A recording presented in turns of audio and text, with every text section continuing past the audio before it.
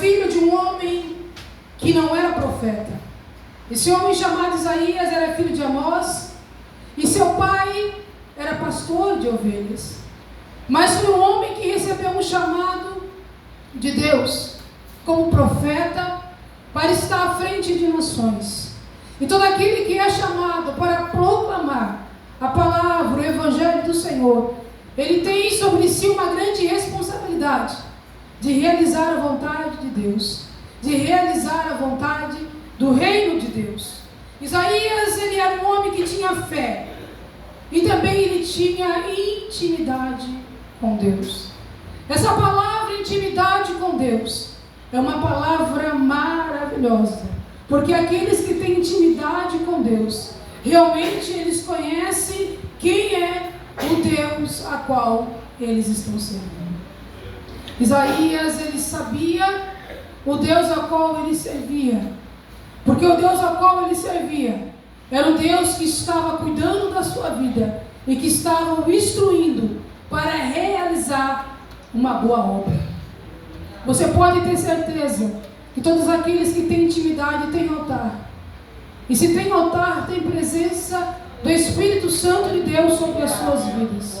O que você precisa ter nessa noite é intimidade, é altar e responsabilidade com as coisas que o Senhor tem colocado em suas mãos. Vivemos em um tempo que muitas pessoas já não têm mais essa responsabilidade, já não tem mais esse cuidado de cuidar com aquilo que o Senhor tem colocado em suas mãos, aquilo que o Senhor tem falado para que venham fazer. Até mesmo em cultos de Santa Ceia, nós vemos que muitos irmãos têm faltado, já não vêm mais, colocam à frente muitas responsabilidades, e alguns têm se esquecido do sacrifício de Cristo na cruz do Calvário, o sacrifício ao qual ele deve ser relembrado todos os dias em nossas vidas. Todos os dias que nós venhamos nos colocar diante da presença do Senhor, devemos nos lembrar do seu sacrifício, da sua graça e da sua infinita misericórdia sobre a minha vida e também sobre a tua vida. Em Isaías 7,14, a Bíblia diz que uma virgem conceberá e dará luz a um filho, e seu nome será Emanuel, Deus conosco. Isaías estava já deixando a sua ministração, Isaías já estava deixando a sua palavra, Isaías já estava profetizando sobre algo que ainda iria acontecer, para que todos ouvissem e soubessem que Jesus viria a essa terra, e que haveria salvação para todos aqueles que nele viessem a crer. Em Isaías 53, esse profeta ele nos mostra Jesus de uma forma diferente a qual muitos imaginam, a qual muitos pintam, a qual muitos acreditam. Se você fizer uma entrevista com alguém e dizer a ele como ele imagina Jesus, ele vai falar fisicamente como ele imagina Jesus. Mas a palavra do Senhor mostra além do que muitos imaginam quem era Jesus. Aleluia. A Bíblia nos fala no capítulo 53, no versículo 2, que olhando nós para ele, não havia boa aparência para que o desejássemos. Era desprezado, o mais indigno entre os homens, sofrido, experimentado no trabalho. Olha só o que a Bíblia diz: sofrido e experimentado no trabalho. Jesus, ele não cessava em trabalhar. Quem olhava para ele, quem olhava para a sua aparência, não via formosura, mas ali estava o enviado, o Filho de Deus, a qual traria salvação para mim e para ti que estamos aqui nesta noite. Isaías, ele começa a ver os últimos dias de Jesus na terra. A Bíblia diz que no jardim de Getsemane, no Evangelho de Lucas, no capítulo 22, e no versículo 44, Jesus ele foi colocado, ele foi posto em agonia. Mas Jesus orava intensamente, o seu suor tornou-se em grandes gotas de sangue. Jesus se levanta em oração e procura os seus discípulos, e todos estavam, a igreja, dormindo, nem mesmo Pedro, depois de estar ao lado de Cristo, orando e vigiando por uma hora, todos estavam dormindo. Jesus observando, e ele vê que todos estavam descansando. E o momento era momento de perseguição, era momento de tribulação, aleluia. Era um momento de guerra espiritual. E quando enfrentamos momentos assim, de dificuldade, de ataques malignos sobre a nossa vida, nós precisamos estar vigilantes, mas nós precisamos estar em contínua oração. Porque se você estiver vigiando, e se você estiver orando, o mal não te toca. O mal não entra na tua casa. O mal não faz bagunça na tua vida. O mal não confunde a tua mente. Porque o Senhor, Ele trata de dar a direção que você precisa. Quando nós estamos vivendo uma vida em intimidade com o Senhor, nós sabemos que é o Senhor quem supre todas as nossas necessidades. O Senhor estava ensinando aqueles que o seguiam que para servir ao Senhor precisava conhecer a Ele. Que para seguir Jesus precisava conhecer o céu. Precisava estar na presença do Senhor. Aleluia. Atento a tudo quanto estava à sua volta. Porque o nosso adversário, ele não cessa de trabalhar a igreja. A sua luta é constante para tentar te desanimar, te destruir e paralisar a tua fé. Naquele exato momento, os discípulos estavam dormindo. Dormindo porque estavam se sentindo cansados. Aleluia.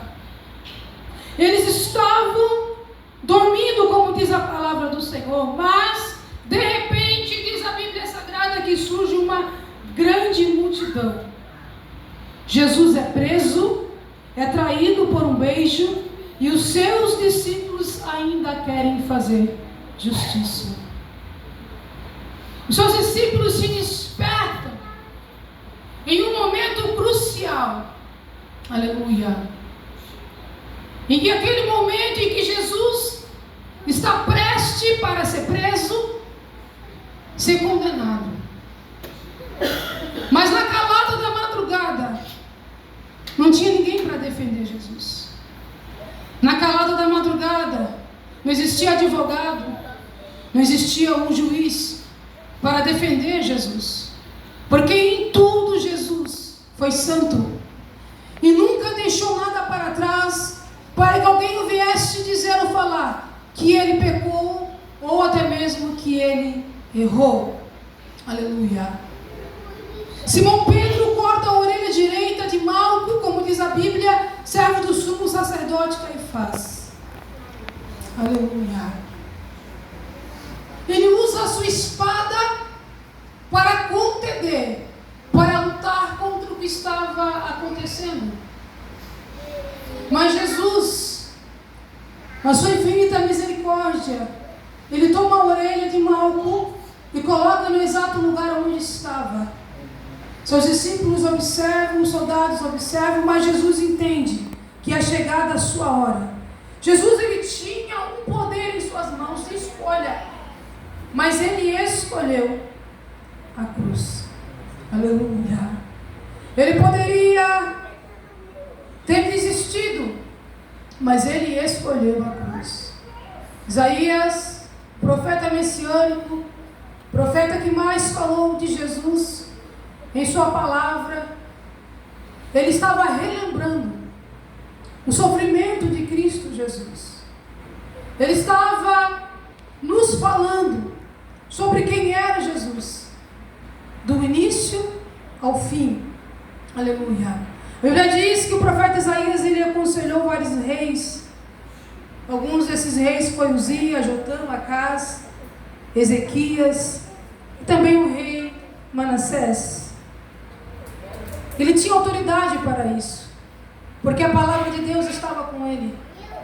E quando a palavra do Senhor está conosco, o Senhor nos capacita, nos dá entendimento e nos dirige a fazer aquilo que é certo.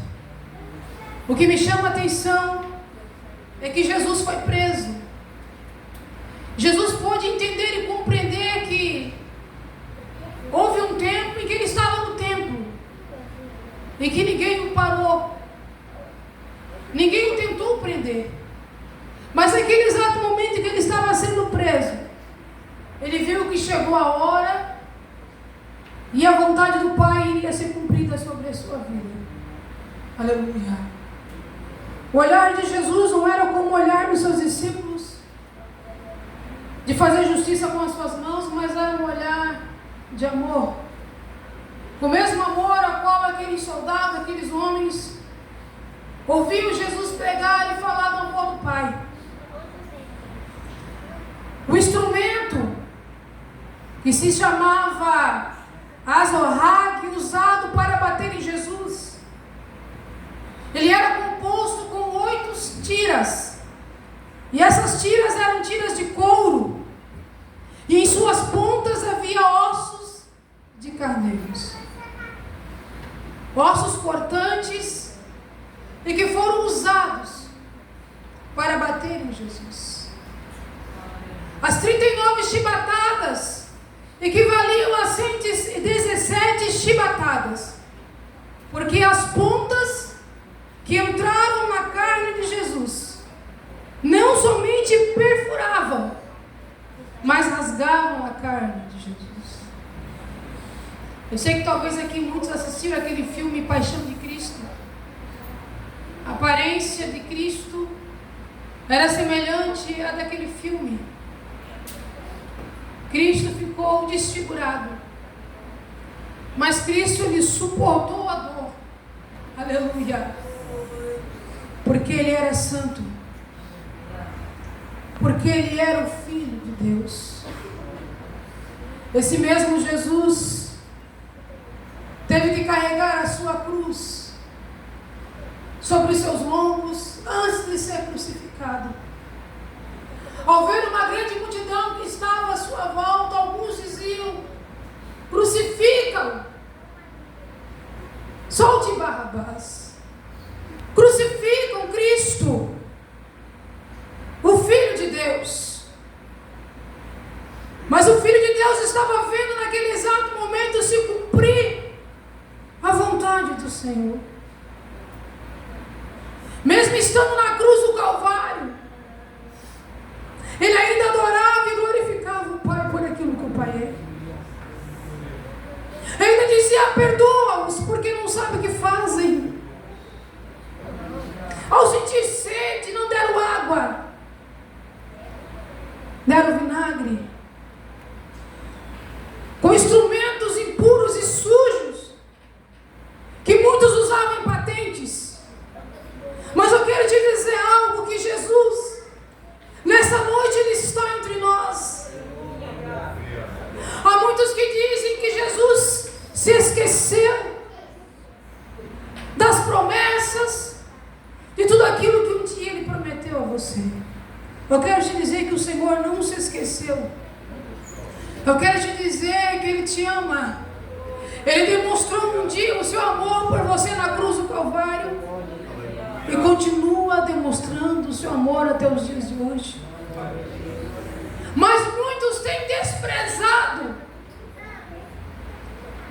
muitos não têm visto Cristo como ele realmente é. Muitos ainda olham para Cristo como uma pintura na parede. Muitos ainda olham para Cristo como uma imagem pendurada em uma cruz. Mas ele é muito mais que isso, igreja. Ele vive e ele reina e ele está entre nós. Ele vive, ele reina e ele está entre nós nesta noite. Oh, glória a Deus.